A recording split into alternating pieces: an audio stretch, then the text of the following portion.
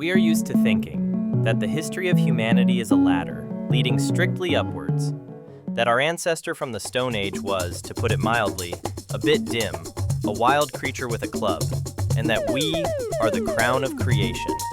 After all, we have smartphones, vaccines, and pizza delivery. But let's conduct a thought experiment. Let's take an average modern person, for example, a sales manager, or even an IT specialist. Let's take away his gadgets and drop him in a forest of the Paleolithic era, naked. How long will he last? 2 days? 3? Exactly until he gets thirsty and drinks water from a puddle filled with bacteria. Or until he decides to pet a cute dog. That turns out to be a wolf. Now look at his ancestor. The ancient hunter-gatherer was a true genius, a walking encyclopedia. To survive, he had to keep a map of a territory the size of a small country in his head. He knew the habits of hundreds of beasts, the properties of thousands of plants. He knew how to heal fractures, sew clothes, build shelters, and make weapons out of stone. He was a human Swiss Army knife, a universalist. His brain worked at 100% because he had no right to make a mistake. He was absolutely autonomous.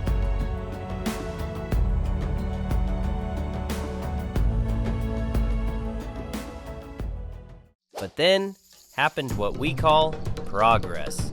People invented agriculture, settled in one place, and there were too many of them.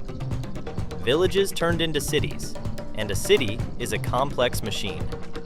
In a city, it is impossible to be good at everything at once. You cannot bake bread in the morning, forge swords in the afternoon, treat the sick in the evening, and guard the walls at night. If you do everything at once, you will do it badly. And a bad sword or rotten bread means death for the whole city.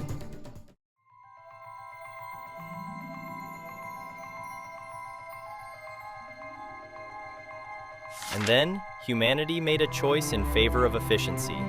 We invented specialization. At this moment, a new type of human steps onto the historical stage, the narrow specialist. Or, if we drop the politeness, the professional idiot. Imagine an ancient potter. All his life, he does nothing but knead clay. His hands have become the perfect tool for sculpting. He knows everything about firing temperatures, but he paid a terrible price for this. He no longer knows what wheat looks like in the field. He cannot read tracks in the forest. He probably doesn't even know how to fight. His world has shrunk to the size of a potter's wheel. He makes the best jugs in the world, but as an individual capable of survival, he has degraded. If tomorrow the demand for jugs falls, or a famine begins, he is helpless. This was a grand turning point. We began, essentially, to outsource our survival. We signed an unspoken contract. I stopped thinking about food, let the farmer think about that. I stopped thinking about safety, let the soldier think about that. I stopped thinking about laws, let the judge think about that. And I will, well, for example, drill little holes in beads. Sounds convenient, right? But think about how this changed us. The hunter was free as the wind. The man of civilization became dependent, like an infant. We tied ourselves with invisible threads. The peasant will not survive without the blacksmith.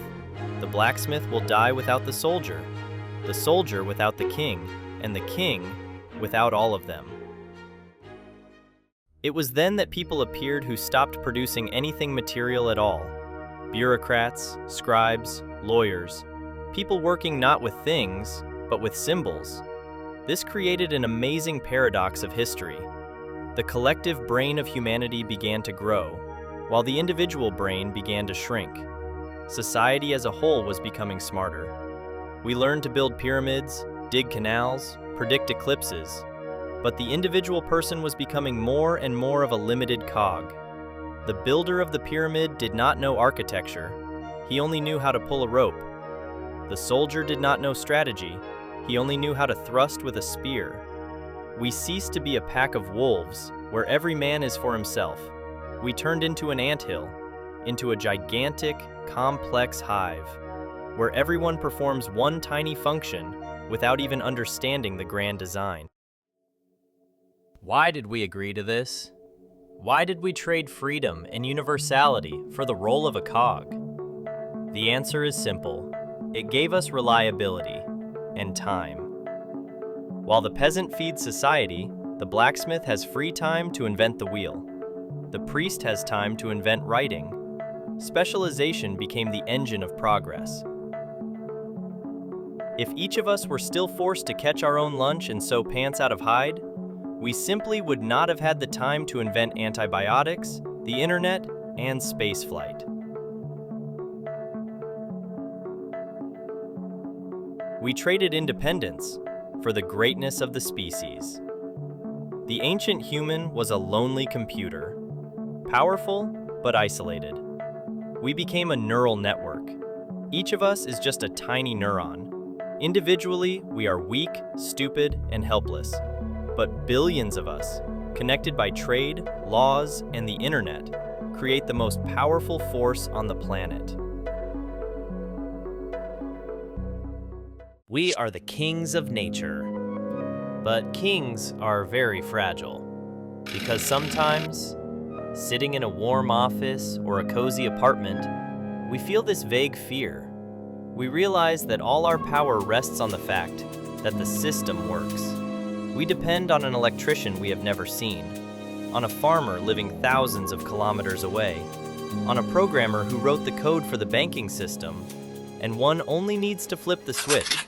One only needs the system to fail, and we instantly turn into lost children who dream of becoming that wild hunter again, who knew how to survive in the forest. It is just a pity that we lost the instruction manual for survival about 10,000 years ago.